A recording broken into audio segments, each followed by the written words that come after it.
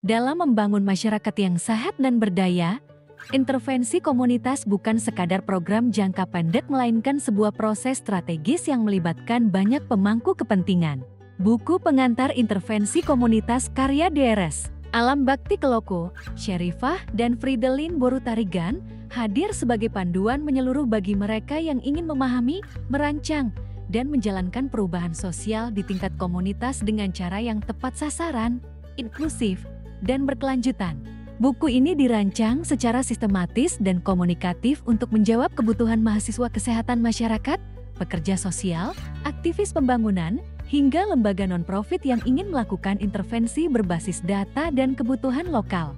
Di bagian awal, pembaca diperkenalkan pada konsep dasar intervensi komunitas, prinsip, teori, serta peran penting pemberdayaan dalam menciptakan perubahan nyata. Penulis menekankan bahwa keberhasilan intervensi sangat bergantung pada partisipasi aktif masyarakat serta kolaborasi lintas sektor. Selanjutnya, buku ini menggambarkan pendekatan community-based dan community-driven intervention sebagai fondasi utama. Dalam praktiknya, intervensi tidak cukup hanya dari luar, melainkan harus digerakkan oleh kebutuhan, budaya, dan kekuatan dari dalam komunitas itu sendiri. Pembaca diajak menyusun analisis situasi, merancang model logika intervensi, dan memahami proses evaluasi yang responsif terhadap konteks lokal.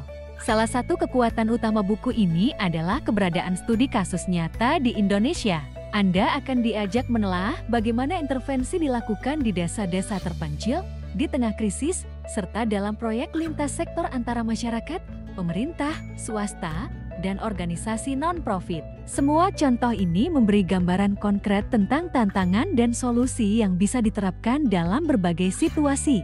Tidak hanya berhenti pada pendekatan konvensional, buku ini juga menyoroti perkembangan terbaru dalam intervensi komunitas seperti penggunaan teknologi digital, mobile health, serta pentingnya capacity building bagi kader kesehatan dan tokoh masyarakat. Selain itu, dibahas pula isu-isu besar seperti keadilan akses terhadap layanan kesehatan yang seringkali menjadi penghalang utama dalam pencapaian kesejahteraan komunitas.